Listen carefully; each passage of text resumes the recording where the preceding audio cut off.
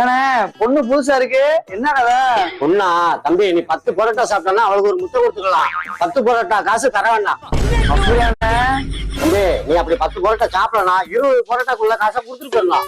அவளுக்காண்டி 10 பரோட்டாண்ணே, 10 பரோட்டா 30 பரோட்டா சாப்பிட்டு 3 முட்டை கொடுக்கணே.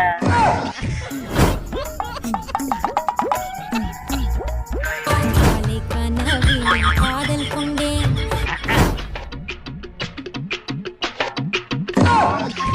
ஏய் பரோட்டா கொண்டு வா.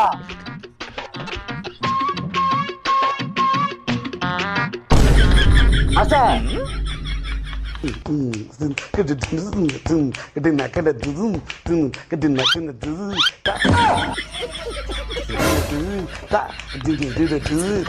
அண்ணே முடியல, 7 பரோட்டா சாப்பிட்டோம்ண்ணே, கையா முட்டை முட்டுக்கிறேண்ணே.